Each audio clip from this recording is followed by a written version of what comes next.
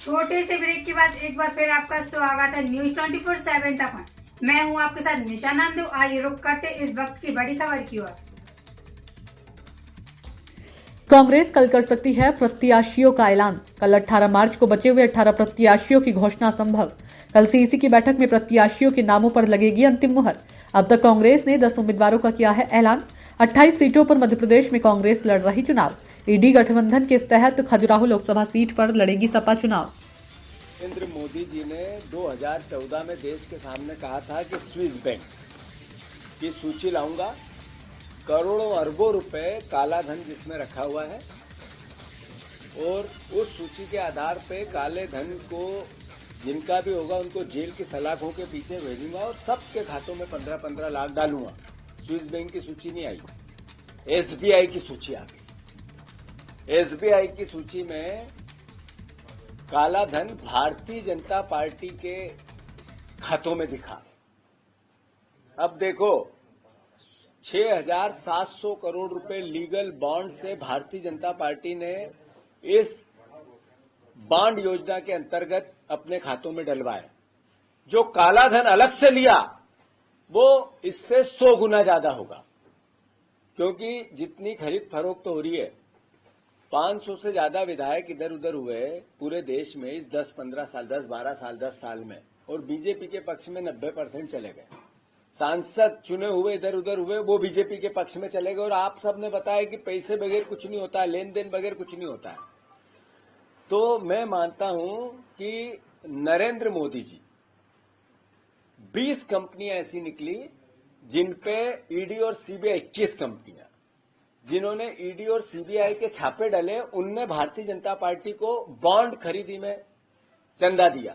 Party Narendra Modi ji ने 2014 में देश के सामने कहा था कि स्विस बैंक की सूची लाऊंगा,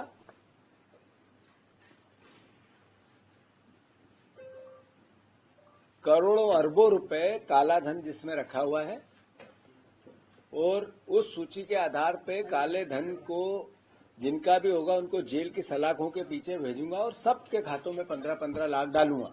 स्विस बैंक की सूची नहीं आई, एसबीआई की सूची आ गई। एसबीआई की सूची में काला धन भारतीय जनता पार्टी के खातों में दिखा।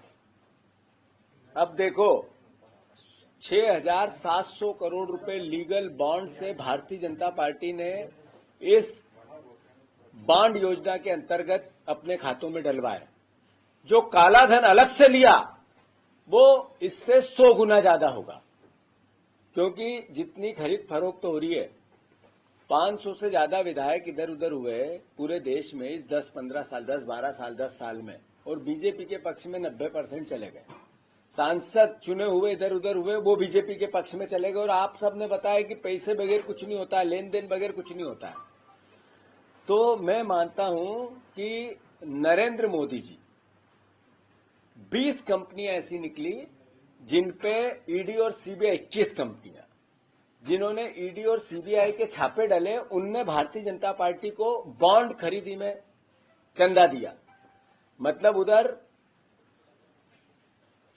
रेट डल रही थी, उसके आसपास इधर उनके चंदे में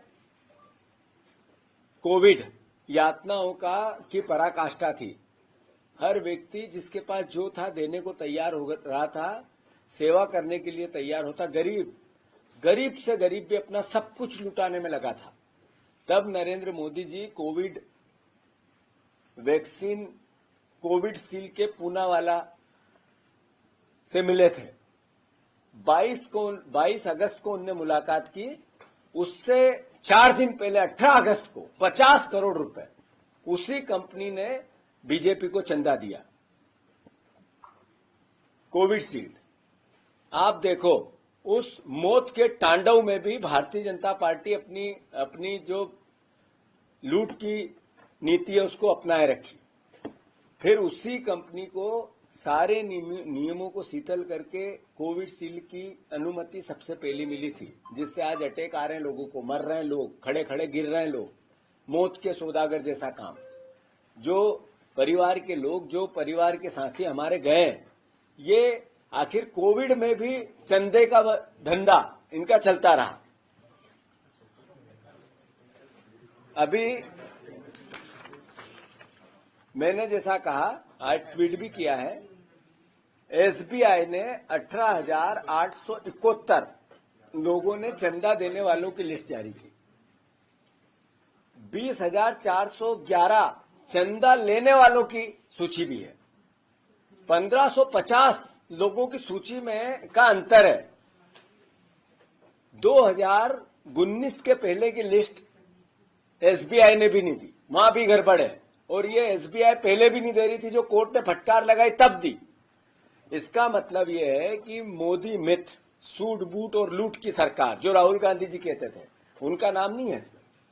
क्यों भैया, क्यों नहीं है? और ये 19 से पहले के नाम क्यों छुपाए गए? मैं बस इतना ही कहना चाहता हूं कि देशवासियों जानो, हम बदलाव के लिए, नया भारत बनाने के लिए, भ्रष्टाचार के खिलाफ महंगाई रहित देश बने, किसानों की आमदनी बने, हमारे बच्चों को रोजगार मिले, इसके लिए मोदी जी को हमने चुना था, भारतीय जनता पार्टी को चुना था। एक भी नारा नरेंद्र मोदी जी ने जो इतने 20 साल में दिया, 10 साल पहले दिया, पूरा हुआ हो तो मैं सोचता हूं कि आपका जो आपने मत दिया, देश ने भरोसा किया, वो वाजिब है। और अगर नहीं हुआ तो इसका मतलब है कि हम लोगों को, देशवासियों को विचार करना चाहिए। मैंने जैसा कहा, कोविड की यातनाएं जब सह रहा था, जब बीजेपी चंदा ले रही थी, 50 करोड़ रुपए जिस वैक्सीन कंपनी को उन्होंने ठेका दिया था या सबसे पहले अनुमति दी थी, उसने भी बीजेपी को 4 दिन पहले, जिस दिन अनुमति दी उसके 4 दिन पहले 50 करोड़ का चंदा बॉन्ड में दिया है। 1 नंबर में दिया है। 2 नंबर में कितना दिया होगा, अकल्पनीय। मैं बस इतना ही कहना चाहता हूं, अगर आपके घर में बेरोजगारी नहीं है तो फिर नरेंद्र मोदी सही प्रधानमंत्री है। अगर आपके घर में महंगाई की मार नहीं है तो फिर नरेंद्र मोदी जी सही प्रधानमंत्री है। अगर आपके घर में किसी न किसी प्रकार का नशा कोई बच्चा या परिवार का साथी नहीं करता है तो फिर नरेंद्र मोदी जी सही प्रधानमंत्री है। अगर किसान है, उसकी आमदनी बढ़ गई है तो फिर नरेंद्र मोदी जी सही प्रधानमंत्री है। अगर किसान पे कर्ज नहीं है तो फिर नरेंद्र मोदी जी सही प्रधानमंत्री है। अगर आपने कोविड में अपने परिवार वालों को नहीं खोया या आप बीमार नहीं हुए, आपने आपको लुटवाया नहीं, आप हॉस्पिटल में पैसे देके नहीं आए, तो फिर नरेंद्र मोदी जी सही प्रधानमंत्री है। पर अगर सब यातनाएं आप सह रहे हो तो फिर सिर्फ भावनाओं से नरेंद्र मोदी जी झूठ का मायाजाल फैलाकर भारतीय जनता पार्टी आपसे वोट लेती है। आपको आपके बच्चों के भविष्य के लिए, अपने भविष्य के लिए, देश के भविष्य के लिए विचार करना पड़ेगा। मैं मानता हूं यह अभी वानगी आई है, इसके और खुलासे होंगे, पूरे देश में इसके आंदोलन भी होंगे। मध्य प्रदेश में जैसा लगातार अब की बार 400 पार का नारा बीजेपी लगाने की कोशिश करती है, ये संकट है आपके लोकतंत्र पे। अहंकार है रावण जैसा, ये भाषा बोल के, ये इस तरह का फिनोमा ऐसा कि पूरी मीडिया भी इनके साथ है। क्यों?